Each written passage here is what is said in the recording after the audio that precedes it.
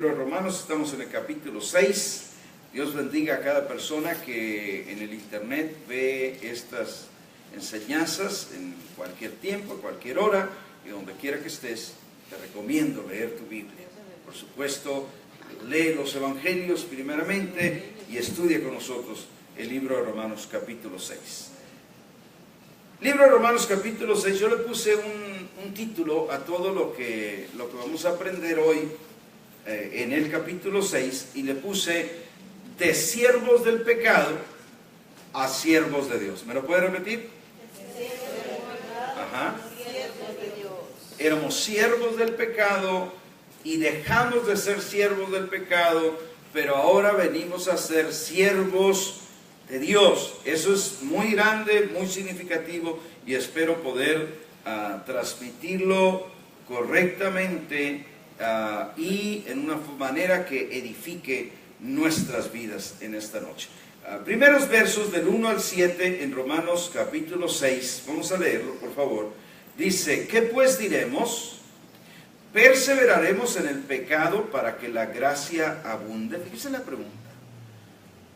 ¿Qué dice? Si yo, como hay mucha gracia, nos ¿quedaremos pecando para que la gracia se haga más abundante? Eso es lo que está preguntando.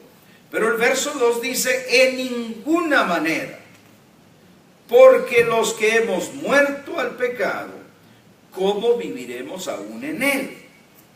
¿O no sabéis que todos los que hemos sido bautizados en Cristo Jesús, hemos sido bautizados en su muerte? Porque somos sepultados juntamente con Él para muerte por el bautismo, a fin de que como Cristo resucitó de los muertos por la gloria del Padre, así también nosotros andemos en vida nueva. Porque si fuimos plantados juntamente con Él en la semejanza de su muerte, así también lo seremos en la de su resurrección, sabiendo esto, que nuestro viejo hombre fue crucificado juntamente con él, para que el cuerpo del pecado sea destruido, a fin de que no sirvamos más al pecado. El verso 7: porque el que ha muerto ha sido justificado del pecado.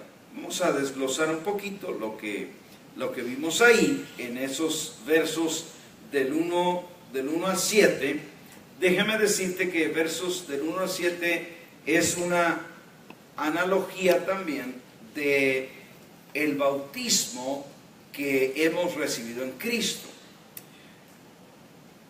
Tiene dos significados la analogía del bautismo. Uno, por supuesto que lo que sucede cuando nos bautizamos en agua es lo que está describiendo aquí. Pero en mi entendimiento, como yo lo veo, no solamente significa el bautismo en agua, que somos sepultados y que somos resucitados en Él, pero significa también nuestro bautismo en Cristo. Ya sabe que hay tres bautismos en la Biblia, que es el bautismo en Cristo, que es el momento que tú aceptas a Cristo, el momento que te arrepientes y dices: no quiero pecar más, no quiero vivir más en la vida de pecado. ¿Cuántos ya hicieron eso? Amén.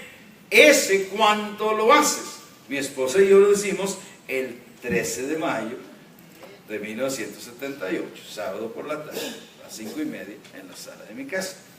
Ahí nacimos de nuevo y ahí fuimos bautizados en el cuerpo de Cristo. Éramos que no sabíamos nada y que cometíamos muchos errores. Yo me fui a tocar esa noche las canciones que yo cantaba, pero ya era parte del cuerpo de Cristo. ¿Por qué? Porque ya le había abierto mi corazón. ¿Cuántos dan gloria a Dios? Pero el segundo, ahora, en ese bautismo sucede todo lo que está aquí, que te acabo de leer, pero yo no lo sabía. Pero enseguida, después de eso, a los pocos meses, 2 o 3, nos enteramos que el el Señor decía y requería que cada persona que creía en Él se bautizara. Fíjate lo que estoy diciendo, se bautizara en agua. Yo nunca puse el pretexto de que a mí me bautizaron de chiquito, porque yo entendía que ese yo ni lo había pedido, ni lo había hecho, ni lo había querido. Eso fue algo que mis padres hicieron por mí. Pero yo entendía, sin que nadie me dijera, yo entendía que ahora que ya creía, ahora Cristo decía, tienes que bautizarte en agua, como yo me bauticé de grande. Porque a Jesús no lo bautizaron de bebito, sino lo bautizaron de grande. ¿Está de acuerdo conmigo? Porque lo leemos en la Biblia. Amén. Entonces, el segundo bautismo simbolizado acá es el bautismo en agua. Y alguien me dirá, ¿y cuál es el tercer bautismo? Es el bautismo en el Espíritu Santo. Todos, escúcheme esto, porque es claro, todos los que creemos en Cristo tenemos ya el Espíritu Santo. Diga, gloria a Dios. Todos, no hay con que tú crees en Cristo y a lo mejor no lo tienes. No, es el Espíritu Santo el que nos trae a Cristo. Pero el bautismo en el Espíritu Santo es ser sumergidos en Él, en el Espíritu, de tal manera que todo nuestro ser quede sumergido, lleno de Él, en otras palabras, completamente, no solamente ayudados por Él. Cristo dijo, va a venir el Consolador que les va a ayudar, será un ayudador. Pero cuando eres bautizado ya no es solamente alguien que te ayuda, sino eres alguien en quien estás sumergido completamente. Bueno, en eso que estamos hablando acá, fíjate lo que dice, verso 1, lo que te repito, perseveraremos en el pecado para que se diga que Dios perdona mucho, pero enfáticamente el verso 2, Pablo dice en ninguna manera. Y dice por qué. Porque los que hemos muerto al pecado, fíjate, quiere decir que los que estamos en Cristo, hemos muerto al pecado. El pecado está acá de este lado. Yo andaba en el pecado, pero cuando recibí a Cristo, la Biblia dice que yo morí juntamente con Él y resucité juntamente con Él. ¿Lo mira?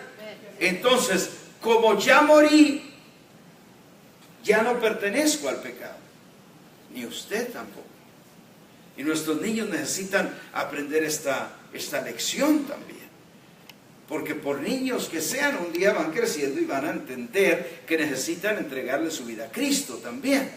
Y entonces ellos necesitan saber que el momento que yo le doy mi vida a Cristo, muero al pecado, que quiere decir que ya el pecado me busca. ¿Cuántos conocen a alguien que se ha muerto? ¿Alguien que se murió? Pues muchos, ¿verdad? Pero que alguien que se murió y luego vas y lo buscas y te dicen, no, pues ya se murió, ya no está. ¿Por qué? Porque ya se murió. Quiere decir que el pecado me busca y cuando me trata de hallar, estoy muerto para el pecado porque recibí a Cristo. ¿Está conmigo? Y entonces nos explica, dice, los muertos al pecado, ¿cómo viviremos aún en él? En el pecado.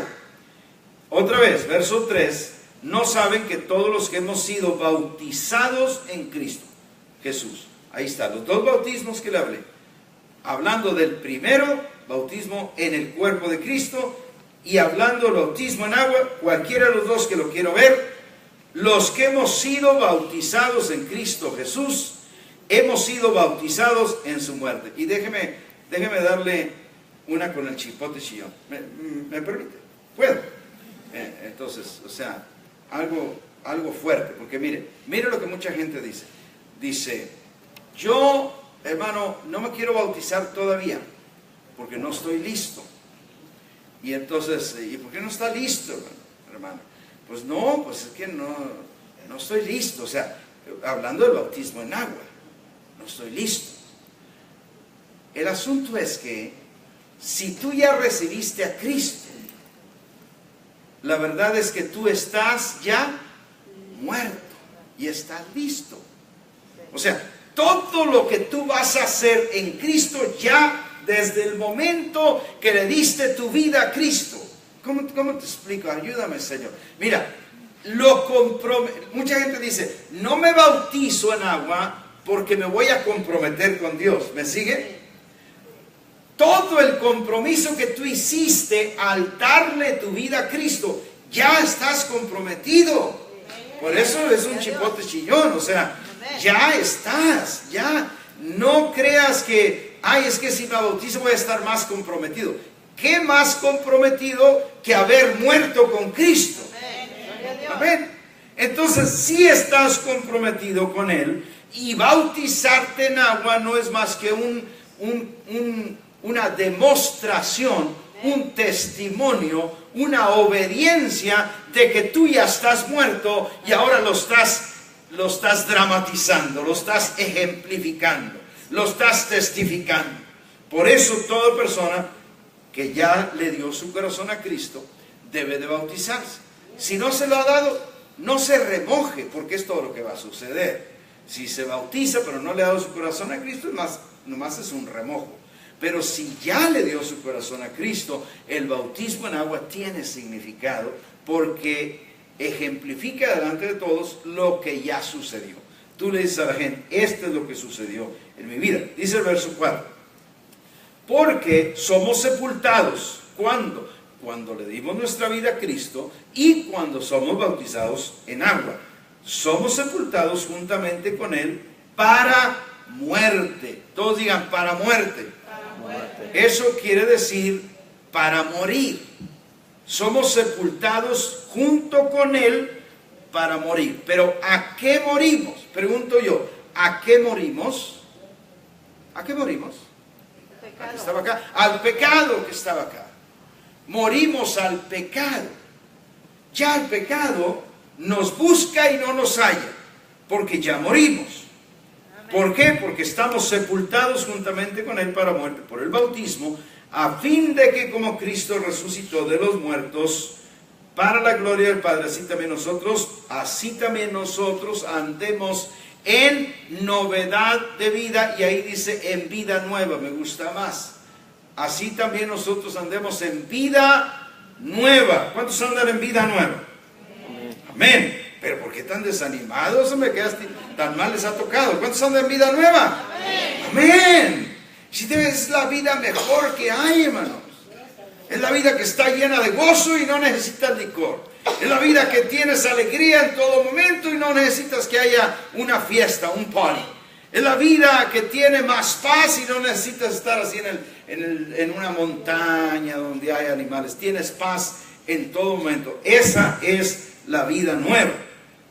Bueno, verso 6. Sabiendo esto, que nuestro viejo hombre fue crucificado juntamente con Él. Ahí hay mucha tela donde cortar. Verso 6.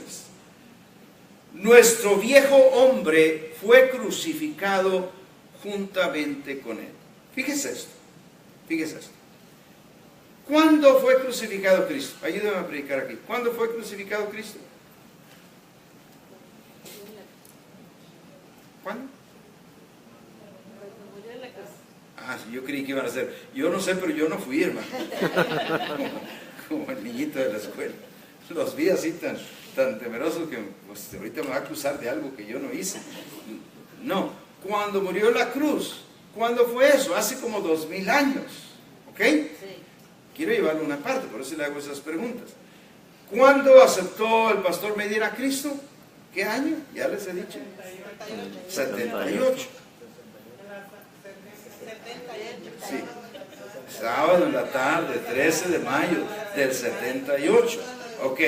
Fíjese, 1978 yo acepté a Cristo, pero dice que los que somos de Cristo fuimos crucificados junto con Cristo. O sea, que yo todavía ni nacía, porque yo nací hasta 1954. Ya les dije mi edad. Aleluya. Bienvenido, gracias. Voy a cumplir años, regalo está bien. Yo nací hasta 1900 y feria, pero cuando Cristo murió, Yo fui crucificado con Él. Pero ¿sabe quién más fue? ¿Quién? Todos nosotros fuimos crucificados juntamente con Cristo. Por eso, amados, el 13 de mayo de 1978, que yo decidí recibir lo que Cristo había hecho por mí. Fíjese esto, se reactivó lo que Cristo ya había hecho hace 2000 años en el Calvario, que Él había muerto por mí y que había resucitado yo juntamente con Él, aunque aparentemente no estaba ahí, pero en Cristo todos estábamos. ¿Cuántos dan gloria a Dios por eso? Y eso es muy grande, hermano. Eso es muy grande. Entonces dijimos que leímos hasta el verso 7, porque el que ha muerto ha sido justificado del pecado. Nosotros nos reconocemos muertos. Fíjese esa palabra, nos reconocemos muertos. ¿Por qué? Porque la Biblia lo dice, es todo. Y si usted me dice, a ver, hermano, explíqueme, no te puedo explicar más, así dice la Biblia, y así lo tienes que entender, y así lo tienes que decir, y así lo tienes que confesar, que nos reconocemos muertos al pecado. Vamos a avanzar un poquito más. En el verso 8 dice, y si morimos con Cristo, creemos que también viviremos con Él. Si morimos, entonces también vivimos. O sea, al morir, morimos con Él. Pero cuando resucitó, resucitamos también con Él. Recibimos la vida. Importante. Vamos a leer versos 9 al 10. Sabiendo que Cristo, habiendo resucitado de los muertos, ya no muere. La muerte no se enseñorea más de Él, porque en cuanto murió, al pecado murió una vez por todas.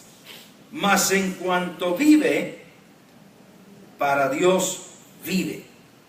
Vamos a ver si podemos aprender algo importante de aquí. Fíjese esto. Cristo dice que murió y resucitó. Pero escuche esto. ¿Habría otra gente, leemos en la Biblia de alguna otra gente que murió y resucitó? ¿Quién puede mencionar a alguien? ¿Se acuerda de alguien que haya muerto y haya resucitado en la Biblia, aparte de Jesús? ¿Quién? Lázaro. ¿Quién era Lázaro? Era el hermano de Marta y María. Era el amigo del Señor Jesús. Y Lázaro, un día le hablan las hermanas y le dicen, el que amas está enfermo. Y entonces en ese pasaje dice que Jesús, en vez de decir, vamos rápido, dice que se quedó otros 2 días ahí. Entonces dijeron, oye, qué onda, qué amigos, ¿no? Y entonces, cuando era el tiempo de ir, él le dice, ahora sí, hay que ir a levantar a mi amigo, porque duerme. Y dijeron nosotros, si duerme, pues está bien. Pero llegando allá se ven enterados que la dormida que él hablaba era dormir de morir. Y entonces, cuando llega, ¿sabes la historia? Si hubieras estado aquí, mi hermano no hubiera muerto, todo lo demás.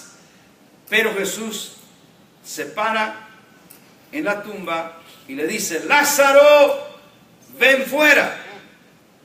Y entonces el que había estado muerto 4 días, que por testimonio de la propia hermana le dice, yede ya, porque es de 4 días. Tú sabes lo que le sucede a un cuerpo que murió y que lo dejan 4 días, por eso se entierra para que ya no huela. Marta era muy especializada en esto. Yede ya, Señor, porque es de 4 días. No te he dicho que si creyeres, ¿qué cosa? Verás la gloria de Dios. Por lo tanto, hay que creer para ver la gloria de Dios. Lázaro, ven fuera. Y aquel que había sido muerto, fíjese, el gusano que se había comido a Lázaro tuvo que venir y entregar lo que se había comido de Lázaro otra vez. Poner cada parte en su lugar. Amén. Y aquel que estaba muerto allá abajo en la tumba, recibió la vida. Y estaba todo vendado porque lo amarraban así como momia. ¿Usted ha visto una momia? Aparte de las de Guanajuato, que yo no las he visto, pero yo sé que las amarran así. Y entonces, de repente empezaron a oír brinquitos así. Y era Lázaro subiendo los escalones, estaba amarrado, tenía que brincar. No podía dar el paso así porque estaba amarrado. Por eso, cuando salió, todos, unos ojotes así grandes. Y entonces dice Jesús, desamárrenlo, porque venía amarrado. Pero, ojo, lo que quiero decirte es este. Lázaro es uno de los que resucitaron. Gloria a Dios. Ahorita te cuento el resto de la historia. Hubo más, hubo mucha gente. Entre los que más a mí me llama la atención, ¿cuántos han oído mencionar del profeta Elías? ¿Profeta Elías? Sí. Ok, Elías tenía un ayudante, ¿cómo se llamaba? Eliseo. Eliseo. Y Eliseo tomó el lugar del profeta Elías. Sí. Y Eliseo era bien ganoso de Dios. Y Eliseo le dice a Elías, cuando Elías le dice, ¿qué quieres que se te conceda? Señor, lo doble de la unción que tú tienes, que caiga sobre mí. Amén. Y Elías le dice, cosa difícil has pedido, pero no le dijo que era imposible, lo más difícil. Dijo, pero si me vieres cuando me fuere, se te va a dar. Pues el hombre no lo perdía de vista. Cierto. Y Amén. cuando se fue, y eso que se fue arrebatado por un carro de fuego, que vino del cielo y que lo llevó al cielo, y el manto de Elías cayó, y Eliseo se agacha y lo recoge, y Eliseo va y hace el doble de los milagros que Elías hacía. Okay, pero a dónde quiero llevarle es que finalmente un día, después de muchas hazañas y milagros, Eliseo se muere. Todos digan, Eliseo se muere. Y lo entierran en una cueva, porque así se acostumbraba. En vez de, en el cementerio eran como cuevas en las montañas, así, en las lomas. Y entonces un día dice que unos huían de la guerra. Esto ya pasó mucho tiempo, ¿ok? Y huían unos de la guerra, y entonces llevaban cargado a un muerto, porque se les había muerto en la guerra, y lo llevaban a enterrar, porque estaban ahí huyendo. Y luego de repente venía el enemigo y dijo, no, ¿y ahora qué hago? Porque este muerto no me deja avanzar. Y dice, pues tíralo ahí en la cueva, ¿sabes? Para esconderlo. Lo tiró, donde que cae arriba de los huesos de Eliseo. Y el que estaba muerto recibe el toque de los huesos y se levanta y corre detrás de los otros. Y el otro dice, pues no estabas muerto, sí, pero ya resucité. Está en la Biblia, hermano, está en la Biblia. Lea su Biblia, va a encontrar cosas mejores que la piloto y que la cosa esa que usted mira ahí. Está en la Biblia. Usted cree que me estoy cuenteando, pero no, sí está en la Biblia. Y hago un Google, ¿no? Sí, haga un Google. Este no le falla. ¿Qué le quiero decir? Que tanto Lázaro como ese hombre que tocó los huesos de Eliseo, nada más al tocarlos, resucitó. Esos volvieron a morir, eso es lo que le quiero decir. Resucitaron, pero no resucitaron para vida eterna, como Jesús.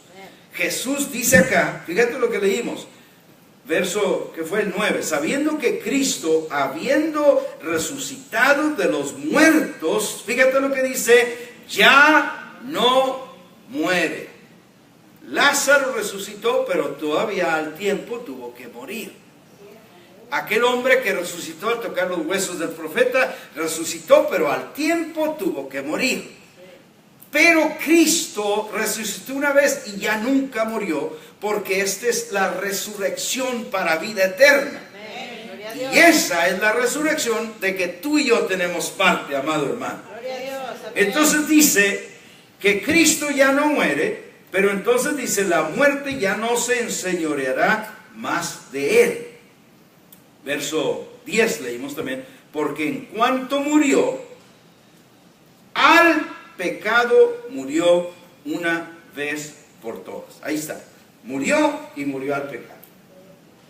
Ya el pecado no lo puede querer tratar de atrapar más, como trató, a través de Satanás, de tentarlo, de mostrarle los reinos del mundo, de traer todas estas cosas, te daré, ya no puede, pero dice, pero en cuanto vive, dice que ahora vive para Dios. Diga conmigo, Cristo vive, y vive para Dios.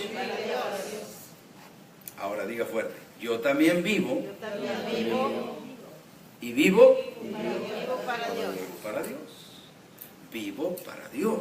Ya no vivo para el pecado. Vamos a ver eso, 11 al 14, versos 11 al 14, dice, así también vosotros consideraos, que aquí en nuestro lenguaje sería considérense muertos al pecado, pero vivos para Dios en Cristo Jesús, y luego añade, Señor nuestro. ¿Cómo debemos de considerarnos, amados? Muertos al pecado. O sea, ¿puede un muerto irse a la pachanga? No. Está muerto. Aleluya. ¿Puede un muerto ir a querer matar a otro? No. ¿Cómo? ¿Puede un muerto irse a adulterar? No, porque está muerto. Y fíjate lo que dice, así también ustedes considérense muertos al pecado. Quiere decir que cuando se ofrece pecar, ay, pero yo estoy muerto, hombre, ¿qué ando haciendo con eso? ¿Sí me entiende? O sea, ¿puede un muerto, fíjese esto, fíjese, ahí va otro chipotición, ¿puede un muerto enojarse y hacer un guateque ahí que hasta lo oigan los vecinos? ¿Pueden los muertos hacer eso? No. Y entonces usted iba a hacer el guateque, ay, pero estoy muerto. ¿Cómo voy a andar levantando este gallinero aquí si estoy muerto? Me estoy dando a entender, ¿verdad? Sí, amén. ¿Cómo voy a...? Pero tú, ay, estoy muerto, perdón, estoy muerto. Sí me estoy dando a entender, es lo que dice ahí. Considérense ustedes muertos, pero muertos al pecado, hermano. Porque hay gente que va a decir, hermanos, vengan a la iglesia el domingo. Ay, voy. No, pero estoy muerto. No, no, 1000 veces no. Bueno, ¿por qué no vino? Pues que estaba muerto, muerto de sueño, muerto de cansancio, muerto de hambre. No. Dice, verso 11, considérense ustedes muertos al pecado, pero, todos digan un gran pero, vivos para Dios. Ahora, ¿puede uno que vive para Dios hacer el bien para Dios? Sí, porque está vivo. Y debes de considerarte vivo para Dios en Cristo Jesús. Y luego añade ahí esas palabras que para mí, Señor nuestro. Yo sé que muchos de nosotros no entendemos esa palabra, Señor nuestro. Pero esa palabra tiene un gran significado.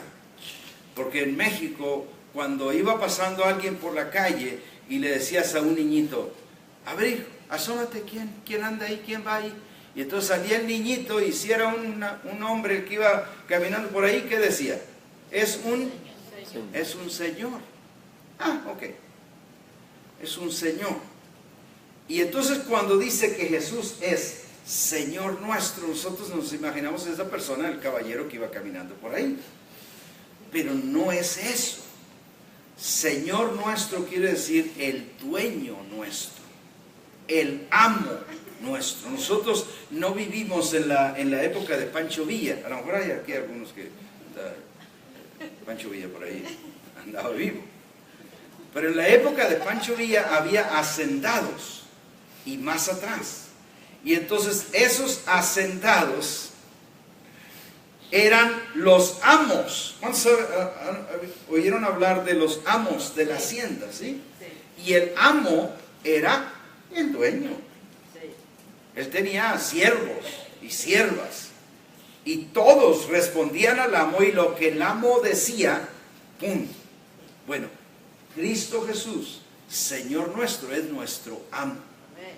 Gloria a Dios. Esa palabra se traduce, el amo nuestro. El amo, el dueño, el que manda. Gloria a Dios. Un poquito adelante, dice, verso 12. No reine pues el pecado en vuestro cuerpo mortal,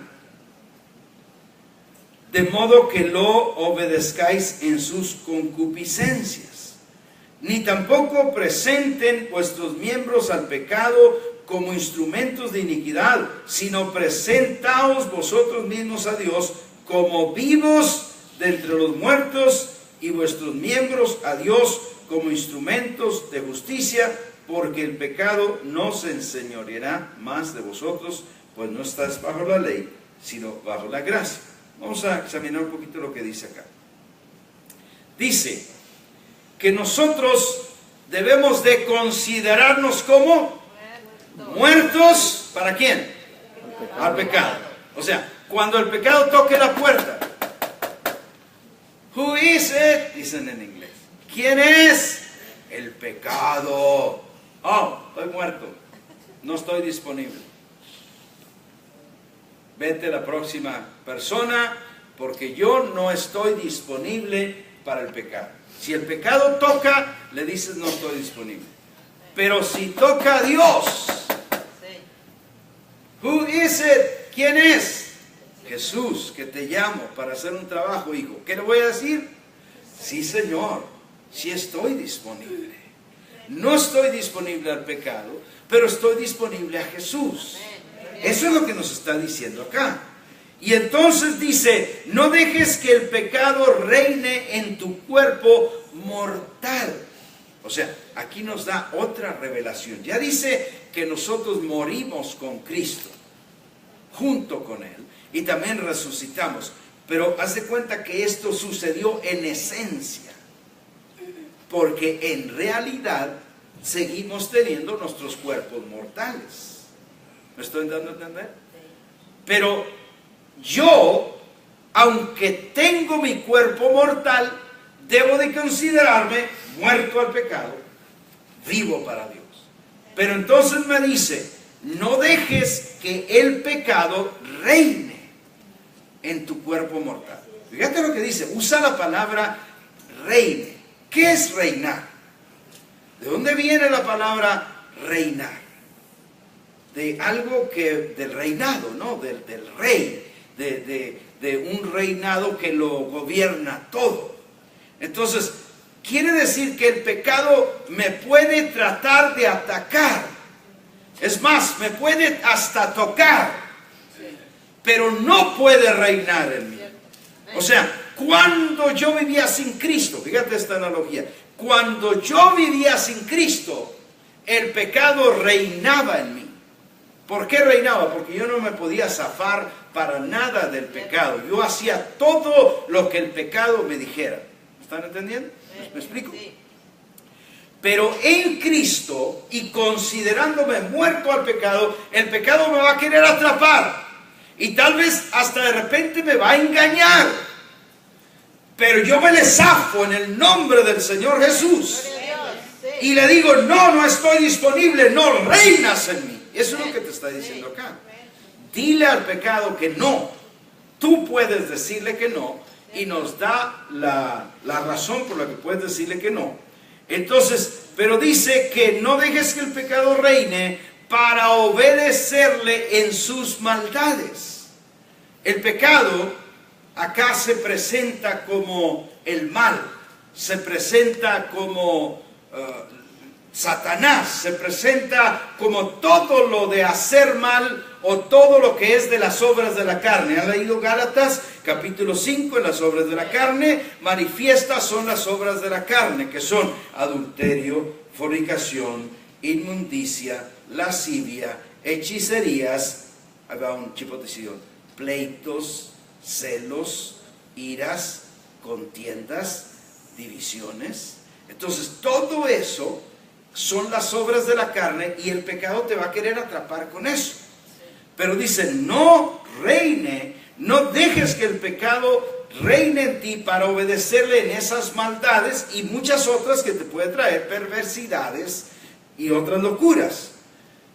Dice, no uses tu cuerpo como instrumento de maldad, dice el verso 13. Ni tampoco presentéis vuestros miembros al pecado como instrumentos de iniquidad. Mira, si yo me presto al pecado como instrumento de iniquidad, el pecado, la maldad, me va a decir, pégale a tu hermano, porque anda hablando mal de ti. Y entonces yo voy, rájatela. Y me da otro también, pero yo ya le di por lo pronto. Entonces, uso mi cuerpo como instrumento de mal, y dice la Biblia que no debo hacerlo, que eso no debo hacerlo. No uses tu cuerpo como instrumento de maldad, al contrario dice, usa tu cuerpo para Dios.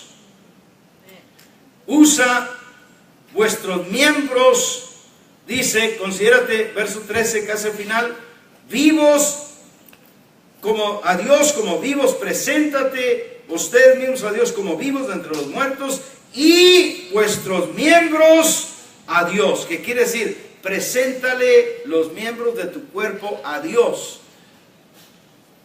¿Cuáles son los miembros de nuestro cuerpo, hermano? Todo lo que yo tengo. Mis manos, mi voz, mi cuerpo, mis pies, mis pensamientos, mis ojos, mis oídos, todo se lo presento ahora a Dios y se lo presento como instrumento de justicia. Aquí justicia quiere decir de hacer lo bueno. Instrumento para que Dios se glorifique. Si yo voy a una persona y le digo, eres un burro, una burra y no sirves para nada, ¿cómo estoy usando mi cuerpo o los instrumentos del cuerpo? En este caso mi instrumento, que es la voz, ¿cómo lo estoy usando? Para mal. Me presto al mal. Y dice la Biblia, no hagas eso. En vez de hacer eso, dice, debes ofrecer tus miembros de tu cuerpo como instrumentos para Dios. Entonces voy y le digo a esa misma persona, Cristo te ama y yo también. Y quiero decirte que eres una bendición aquí en esta iglesia y yo creo que Dios va a usarte poderosamente y voy a orar por ti. ¿Estoy usando mi cuerpo diferente? Sí, y así debemos de hacer. Y hasta con tus hijos y tus hijas y tu esposo. Hay gente que es un dulce en la iglesia, pero llega a la casa y le echa porras al esposo bien feas. Y ahí se cumple lo de, en la casa del herrero, asadón de palo. Y en la casa, aleluya, hermanos, gloria a Dios, santo, el que vive por los siglos de los siglos. Voy a llegar a ser, viejo, no has sacado la basura, PRI. O sea, si ves, el instrumento acá lo usa para aleluya, gloria, pero allá lo usa como un instrumento feo, como un instrumento mal, y es lo que dice que no hagamos. Dice el último verso ahí del 14, porque el pecado no se enseñoreará de ustedes, pues no están bajo la ley, sino bajo la gracia. Dice que por causa de que Cristo ya murió por nosotros y nos da su perdón abundante, y esa, como les leía en el Salmo 117, que sus misericordias son para siempre y muy abundantes, debido a eso el pecado ya no puede reinar, ya no puede enseñorearse. Enseñorearse quiere decir ser el Señor de mi vida.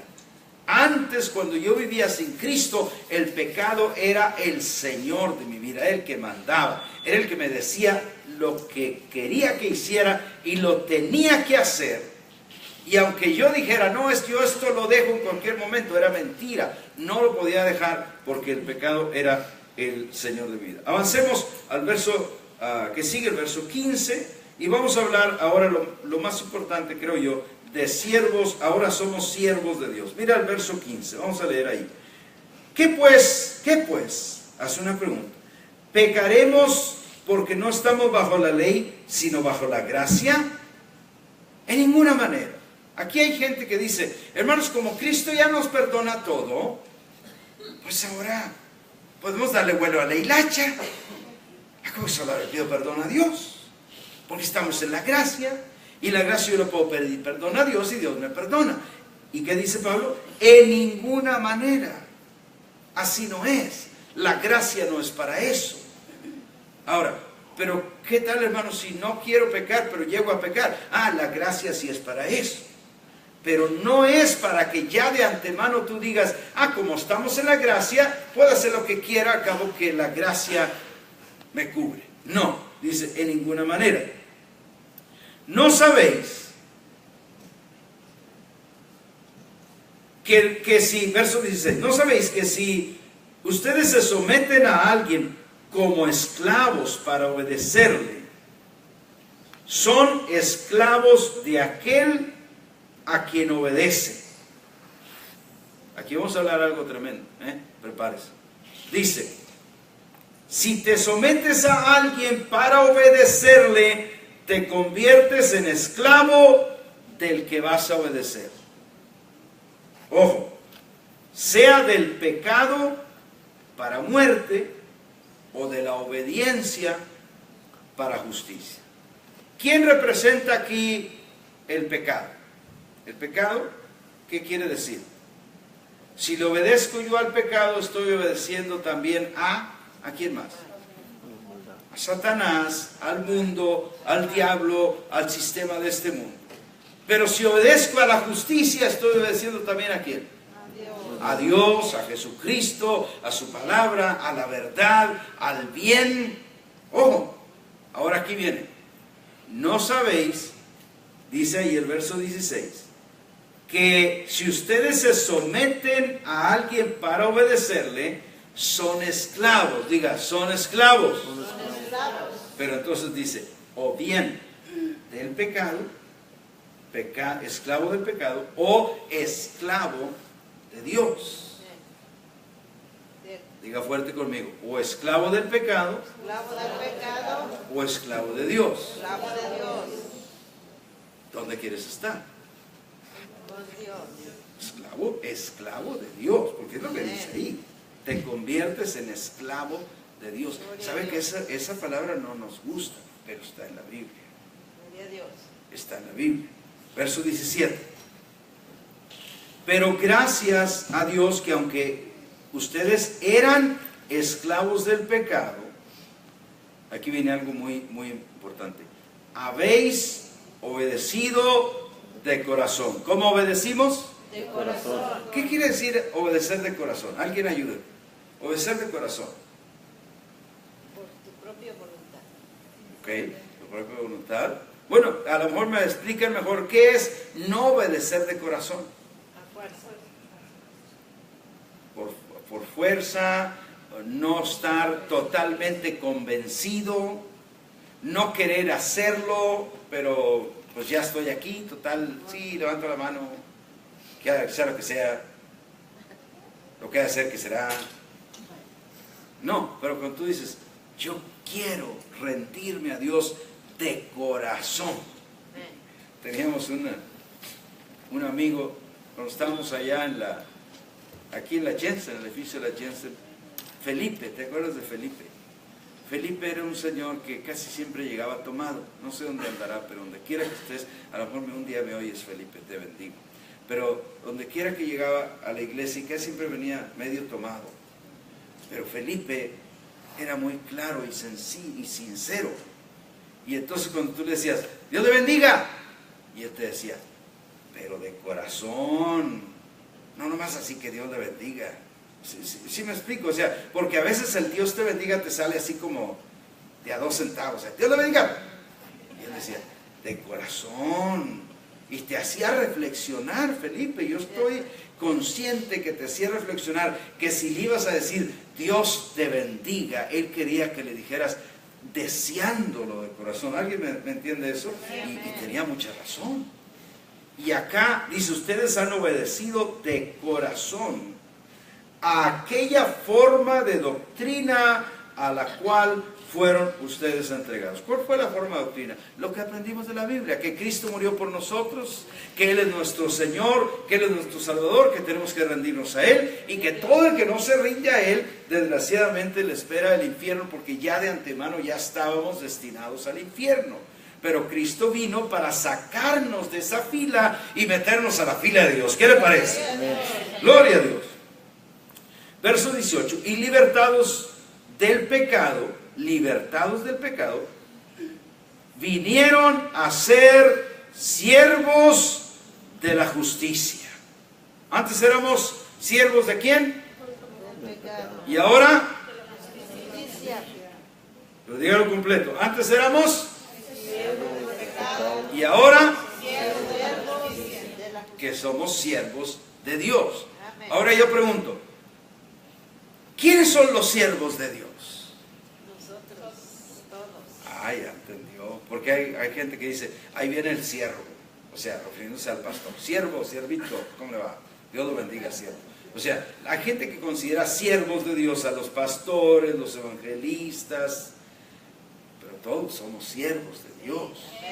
Porque todos éramos siervos del pecado, pero ahora todos somos siervos de Dios. ¡Aleluya! Gloria a Dios. Sí. Siervos de Dios, es lo que dice ahí. Verso 19. Hablo como humano por vuestra humana debilidad, que así como para iniquidad, para mal, presentaron ustedes vuestros miembros para servir a la inmundicia y a la iniquidad, son puras cochinadas que hacíamos, así ahora, fíjate, así ahora, para santificación, presenten vuestros miembros para servir a la justicia. ¿Para qué son nuestros miembros ahora? Servir a la justicia. No nada más para venir al servicio el domingo, para servir a la justicia, para servir a lo bueno que Dios quiere que se haga. Aleluya.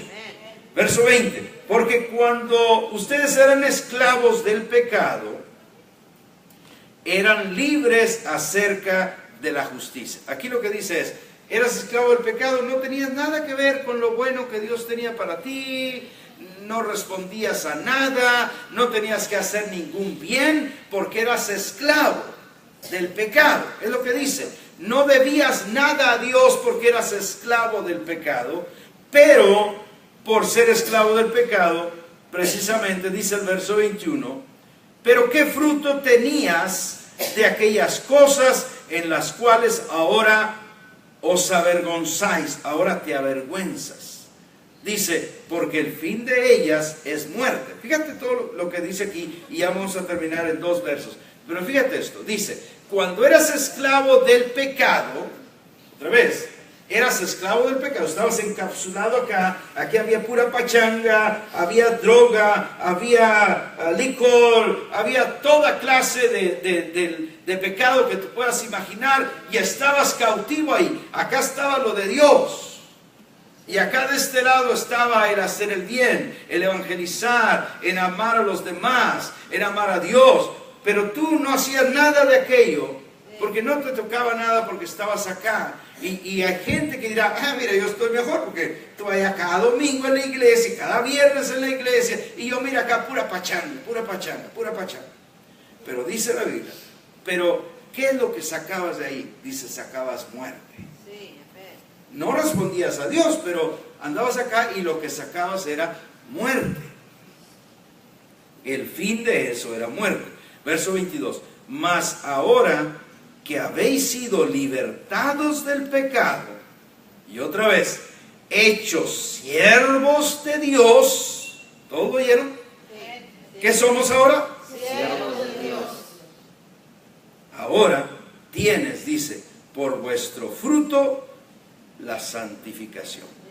O sea que lo que sale ahora como eres siervo de Dios, el fruto que va a salir de ti es santificación. Y dice, como fin, la vida eterna. El verso que ustedes estaban esperando, porque ya quieren ir a comerse el burrito que dejaron comenzar hoy. Dice el verso 23. Porque la paga del pecado es muerte. Ahí, pare ahí. Acá andabas, vamos a hacer un círculo más grande. La paga de la pachanga, la paga de hacer todo lo que el mundo quiere que hagas, la paga de no venirte acá, sino, no, está mejor acá, no, hombre, yo acá ando en la mera, zapateo y todo, y acá sí está padre. Pero dice, la paga del pecado, ¿qué es? La muerte. Y no queremos eso, ¿verdad? No, ¿quién va a querer? A lo mejor alguien, por loco, ¿verdad? Si alguien, fíjese alguien, yo he oído gente decir, no sé, acá mira, no, hombre, yo cuando me muero quiero irme al infierno porque ya van a estar todos estos amigos, están allá. Un día van a ver que eso es una locura. La paga del pecado es muerte, dice, mas la dádiva de Dios, lo que Dios da. ¿Estás de este lado? ¿Qué es lo que Dios da? Vida eterna en Cristo Jesús. Vida eterna. Allá es muerte, acá es vida eterna. Cada uno de nosotros debemos elegir lo que yo quiero recibir. Amén.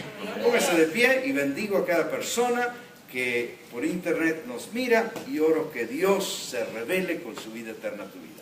En el nombre de Jesús. Amén. Levanta tus manos. Vamos a darle gracias a Dios porque creo que